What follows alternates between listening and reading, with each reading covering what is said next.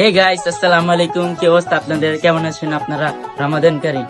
রমাদান উপলক্ষে আমরা নিয়ে আসলাম আজকে নতুন একটা ব্লগ। তো চলেন আমরা আজকে আছি আমরা তিন বন্ধু, হঠাৎ করে আমরা ইফতারের প্ল্যান করে ফেললাম। তো এখন আমরা বের হব, কিছুক্ষণ পর আসরের আজান হবে। আসরের আজান দিলে আমরা আসরের নামাজ পড়ে দেন ইফতারের আইটেম কিনতে যাব। একটা কথা বললেই নয়, খাবারের গন্ধ আছে যেখানে। শিবাত আছে সেখানে।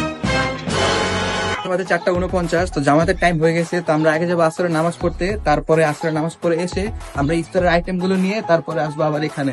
তারপর প্রথমে আমরা তিনজন আসরের নামাজ আদায় করি।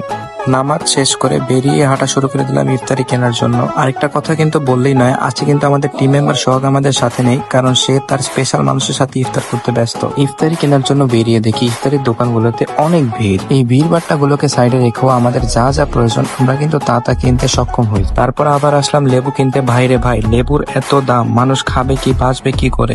তারপরে সর্বশেষ আমাদের কাঙ্ক্ষিত যে আইটেমটি আমরা সেটি নিয়ে নিলাম। এটা হচ্ছে আমাদের ইফতারের মেইন আইটেম আপনারা বলতে পারেন। এখানে খাবার দাবার রেডি করে দেখি মারও বসে বসে ফোন টিপতেছে। তারপর ওকে বললাম যে তুই কি করস, তাড়াতাড়ি চল, আমরা গিয়ে ইফতার গুলো রেডি করি। তারপর আমরা এখান থেকে বের হয়ে চলে যাই ভাজা পোড়ার দোকানে। এখান থেকে কিছু ভাজা পোড়া কিনলাম।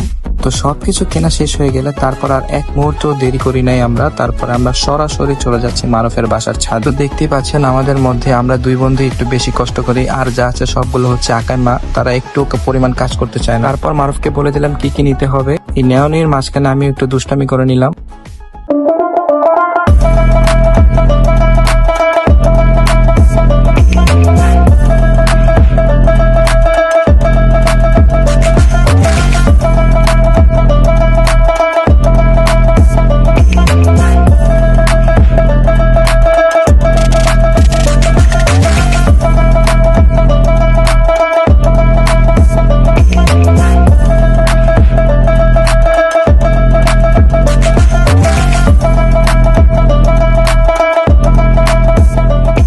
তো আমাদের ইফতার আইটেম গুলো কিন্তু রেডি হয়ে গেল। এই যে দেখতে পাচ্ছেন আমাদের ইফতারের আইটেম গুলো। তো হঠাৎ প্ল্যান করে আমরা যে এত কিছু অ্যারেঞ্জ করতে পারবো এটা টোটালি আনএক্সপেক্টেড। এই যে আমাদের বন্ধুগুলো আছে, তো দেখতে পাচ্ছেন আমরা এখানে অনেক আলহামদুলিল্লাহ অনেক কিছু আয়োজন করেছি। তারপর ইফতার রেডি করে আমরা সবাই ইফতার সামনে নিয়ে বসে আসছিলাম আর ইফতারের দোয়া পড়ছিলাম, কখন আজান দিবে আর আমরা ইফতার করব। তো অপেক্ষার প্রহর শেষ করে অবশেষে আজান দিয়ে দিল এবং আমরা ইফতার করা শুরু করে দিলাম। আর এত খাবার দেখে আমাদের এই খাদক বন্ধুগুলোর মুখ থেকে কিন্তু লোল পড়ে যাচ্ছিল অনবরত। যখন তাদের পেটে দানা পানি যাওয়া শুরু করলো তখন কিন্তু তারা আর মুখ দিয়ে লোল বের করলো না। তো এখন আপনারা দেখতে পারবেন আমার এই খাদক বন্ধুগুলোর আসল খাবারের স্টাইল।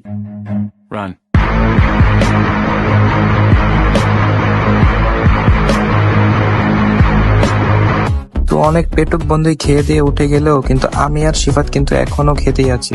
খেতে খেতে আমরা দুই বন্ধু ক্লান্ত হয়ে যাচ্ছি, কিন্তু তারপরও খাওয়া ছাড়ছি না। তো গাইস, আমার খাওয়া শেষ। এখন খাচ্ছে ওবি আর শিফাত। তো আপনারা দেখুন কিভাবে খাচ্ছে ওরা। এই যে আমার ওবি বন্ধু, ও খাচ্ছে। আর এই যে আমার শিফাত, ওবি খুব আনন্দ করে খাচ্ছে। তারপর এই ওভারলোডেড খানা পিনা শেষে আমরা সবাই অনেক ক্লান্ত হয়ে পড়ি। তো এই ক্লান্ত হয়ে যাওয়ার মধ্যে দিয়ে আমাদের ব্লগটা শেষ হয়ে যাচ্ছে। তো আমাদের ব্লগটি কেমন হয়েছে, কেমন লেগেছে আপনাদের কাছে অবশ্যই কমেন্ট করে জানাবেন। আর হ্যাঁ গাইস, আমাদের পেজে লাইক, কমেন্ট, শেয়ার করতে ভুলবেন না। তো আজকের ব্লগটি ছিল এই পর্যন্তই। দেখা হবে আবার পরবর্তী কোনো ভিডিওতে। আল্লাহ হাফেজ গাইস। আর হ্যাঁ সোহাগ, তোমাকে কিন্তু আজকে পুরো সময়টাই মিস করেছি।